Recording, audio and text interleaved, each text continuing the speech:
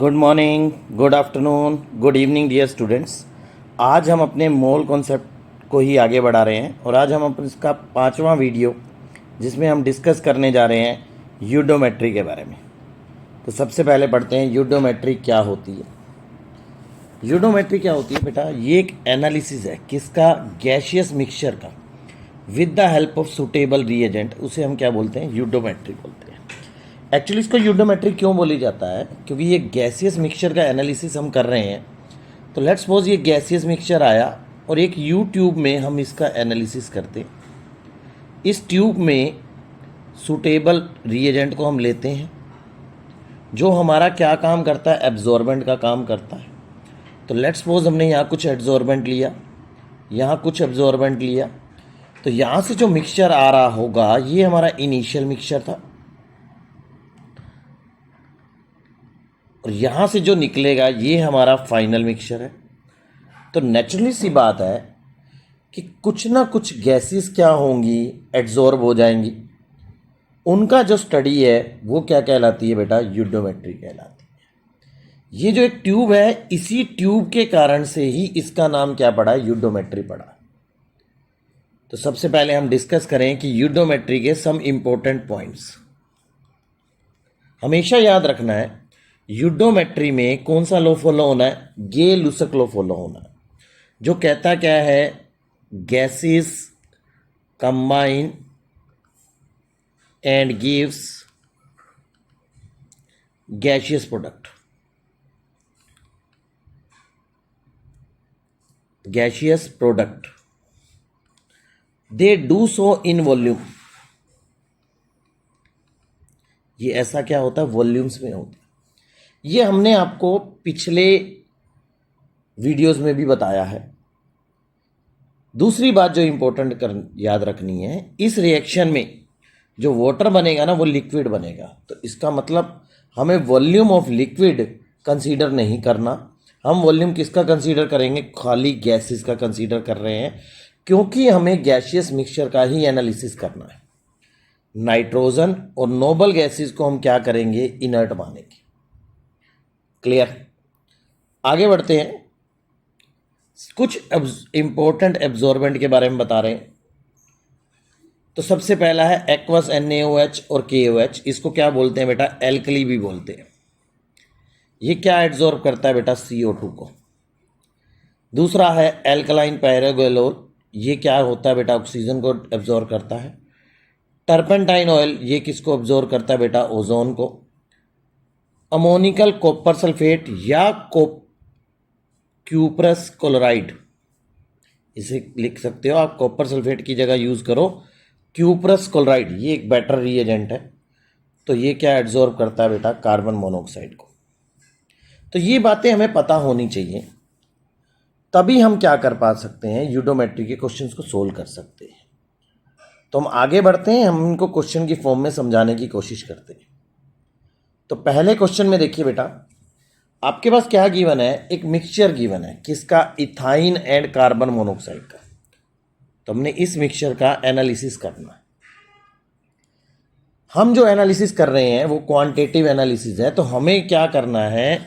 इसको अगर हम पढ़ें ध्यान से तो हमें बताया गया है इसको एक्सप्लोड किया गया है 30 ml ऑफ ऑक्सीजन के साथ। जो गैसेस हैं जो रिएक्शन के बाद बनेंगी वो 34 मिलीलीटर बनेंगी। अब अगर हम इसको ट्रीटमेंट कर रहे हैं KOH के साथ तो 8 मिलीलीटर ऑफ मिक्सचर रिमेन रह जाएगा। Find the composition of the mixture.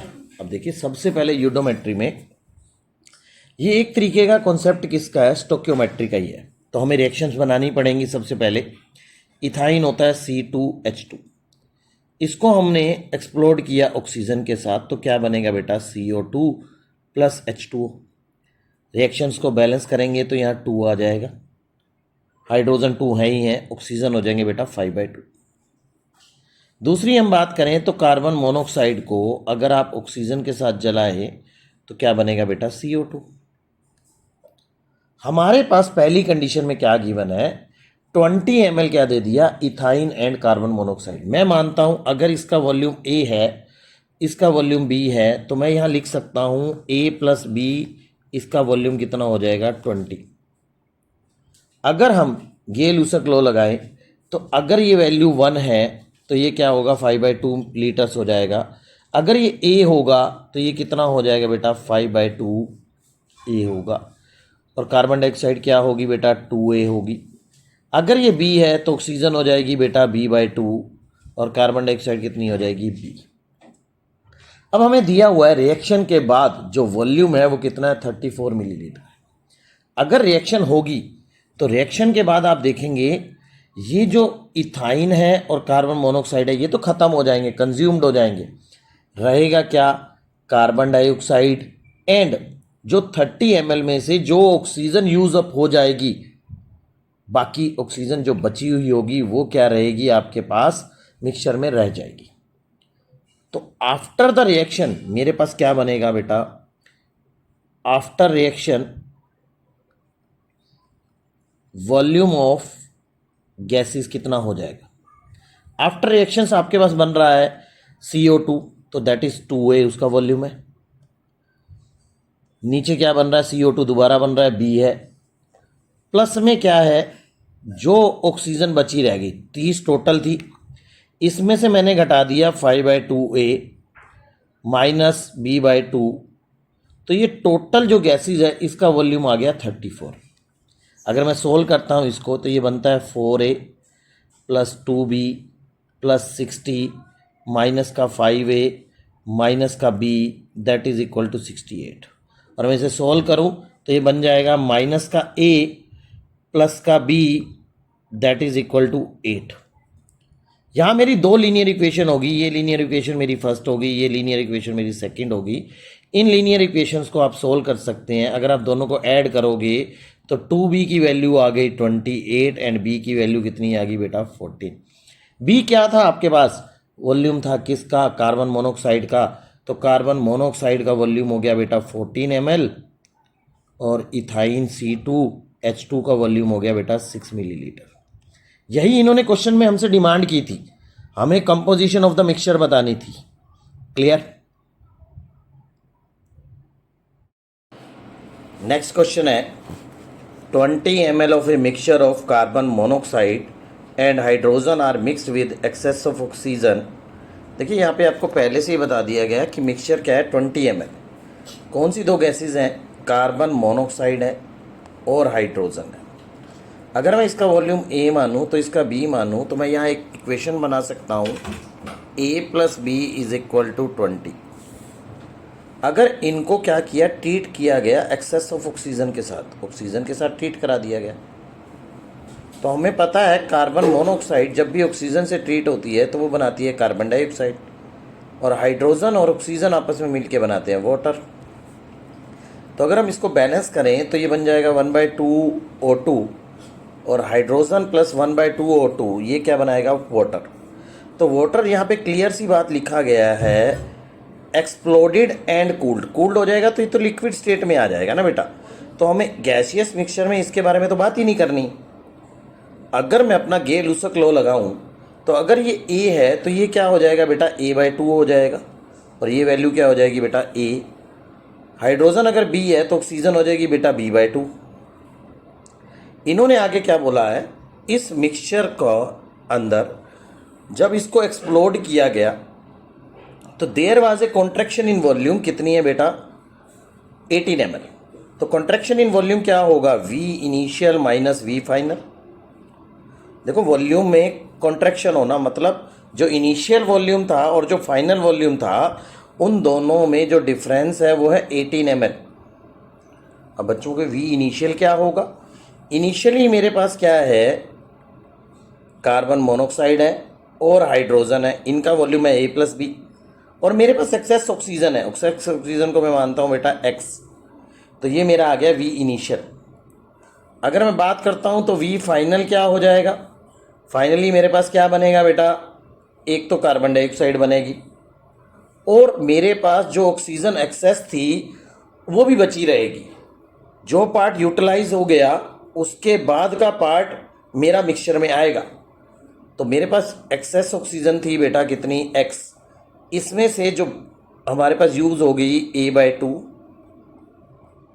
और B/2, इन दोनों को मैंने घटा दिया, तो ये मेरे पास क्या आई, बची हुई ऑक्सीजन आ गई। तो अगर मैं अपनी इक्वेशन बनाऊं V इनिशियल, तो V इनिशियल मेरे पास क्या हो रहा है बेटा, A plus B plus X, V initial minus final में A plus B plus X minus final को घटाएंगे तो A प्लस वाली टर्म्स क्या हो जाएंगी बेटा, माइनस, और माइनस वाली प्लस में हो जाएंगी। ये वैल्यू आ गई 18 के बराबर। A से A कट गया तो x से x गया, तो मेरे पास वैल्यू क्या आई, A/2 plus 3/2 of B, that is 18। तो मैं देखूँ तो मैंने लिख सकता हूँ A plus 3B is equal to 36। अब मैं इसको यहाँ लिखता हूँ A plus 3B is equal to 36। Solve करें, दो लीनियर इक्वेशन आपके पास बन गई हैं। इसको अगर आप सोल्व करें तो plus minus minus plus minus, तो -2B is equal to -16 and B is equal to 8 and A is equal to 12। तो इसका मतलब कार्बन मोनोऑक्साइड कितना है आपके पास, 12 मिलीलीटर है, और हाइड्रोजन कितनी है बेटा, 8 मिलीलीटर है। ये आपके पास क्या आ गई बेटा, रेशियो ऑफ वॉल्यूम निकालना है आपको। तो इसका मतलब आप क्या लिख सकते हो, कार्बन मोनोऑक्साइड और हाइड्रोजन का रेशियो क्या बन जाएगा, 12/8, that is equal to 3/2। Clear. अब इससे भी एक थोड़ा मुश्किल क्वेश्चन की तरफ जाते हैं। एक गैशियस मिक्सचर है किसका, ब्यूटेन का और प्रोपेन का, उसका वॉल्यूम कितना है बेटा, 3 ml। तो ब्यूटेन का फार्मूला होता है बेटा C4H8, सॉरी H10। प्रोपेन होता है C3H8। अगर मैं इसका वॉल्यूम को A मानूं और इसको B मानूं तो मैं एक सिंपल सी इक्वेशन लिख सकता हूं, A plus B is equal to 3। इसके कंबस्शन पे हमें क्या मिल रहा है, 11 लीटर ऑफ CO2 मिल रही है। कंबस्शन कराइए, ऑक्सीजन से ट्रीट कराइए। तो हम जानते हैं कंबस्शन के बाई प्रोडक्ट होते हैं बेटा CO2 और H2O। तो CO2 बन गए 4, वाटर बन गए 5, तो ऑक्सीजन क्या हो गया 13/2, तो 13 आना चाहिए। यहां भी CO2 बनेगा और H2O बनेगा। CO2 कितने हो गए 3, H2O कितने हो गए बेटा 4, तो ऑक्सीजन हो गए बेटा 10, तो यहाँ 5 लगा दिए। अगर मैं गेल-लूसक लॉ को लगाता हूँ तो मेरी वैल्यू बन जाएगी ऑक्सीजन की 13/2 ऑफ A 4A, और यहाँ लगाएं तो ये बन जाएगा 5B और ये बन जाएगा 3B। तो मेरे को दिख रहा है कि कार्बन डाइऑक्साइड कितनी बन रही है बेटा 4A प्लस 3B। इन सारों का एडअप कितना है बेटा 11 है, क्योंकि क्वेश्चन में आपको गिवन है 11 litres of carbon dioxide is produce. तो अगर आप इसे सोल्व करेंगे तो मैं इसको 4 से मल्टीप्लाई कर देता हूँ, तो ये बन जाएगा 4A plus 4B is equal to 12। तो मैं इसे सोल्व करूँ, plus minus minus plus minus, तो ये कट जाएगा। B की वैल्यू कितनी आ गई बेटा 1 और A की वैल्यू कितनी आ गई 2। तो आपके पास जो रेशो आया, प्रोपेन और ब्यूटेन का पूछा है, प्रोपेन कितना है बेटा B, तो रेशो क्या आ गया बेटा 1/2। क्लियर। अगले क्वेश्चन में चलते हैं।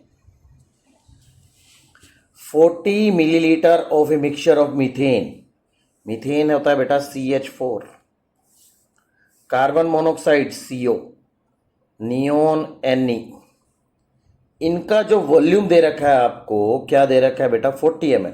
अगर वही बात मैं इसे A मानूं, इसे B मानूं और इसे C मानूं, तो मैं एक इक्वेशन बना सकता हूं A plus B plus C is equal to 40।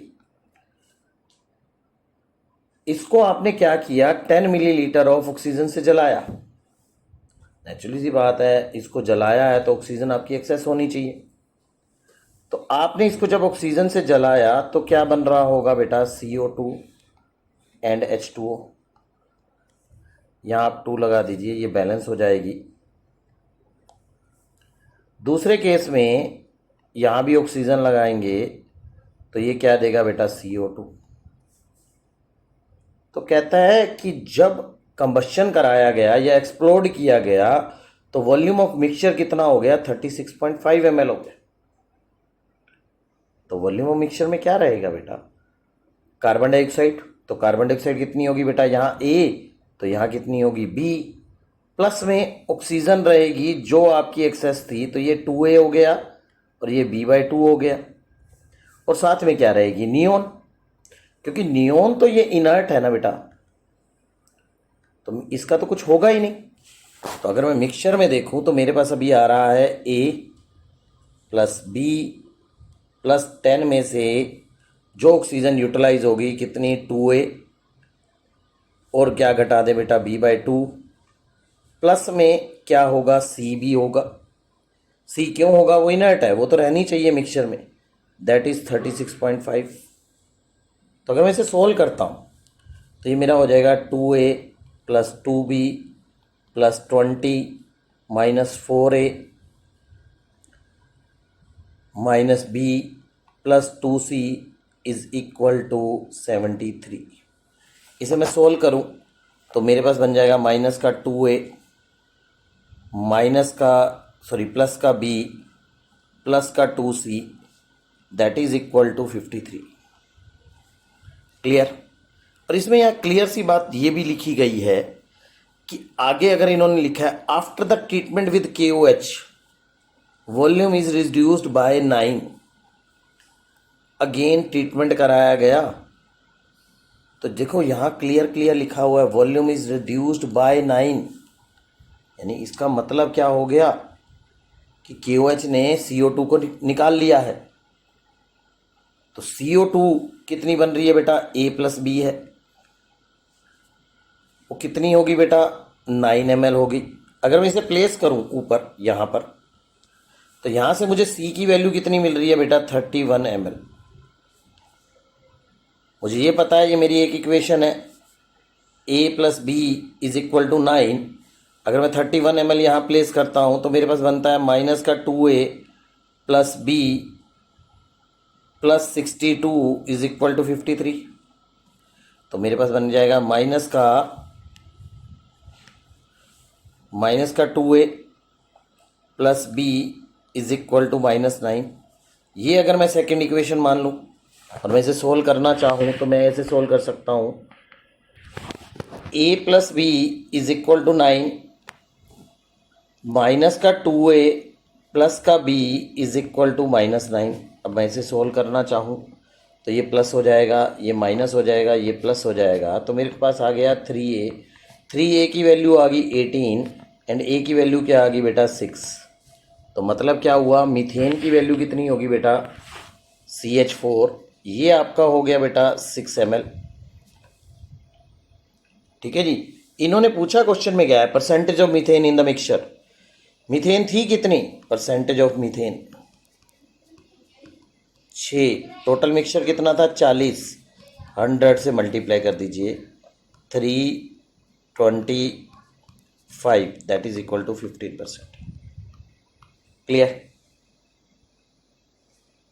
देखिए इस क्वेश्चन को करने का जो तरीका है इसमें इससे आगे भी किया जा सकता है।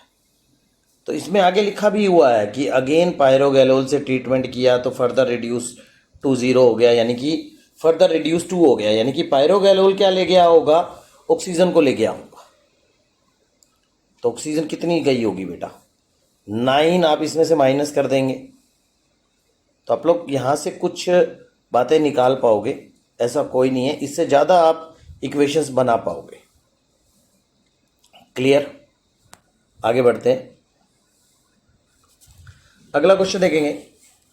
Eight 300 kelvin 1 atmospheric pressure 10 millilitre of hydrocarbon requires 55 milliliter of oxygen for the complete combustion, 40 milliliter of CO2 is produced।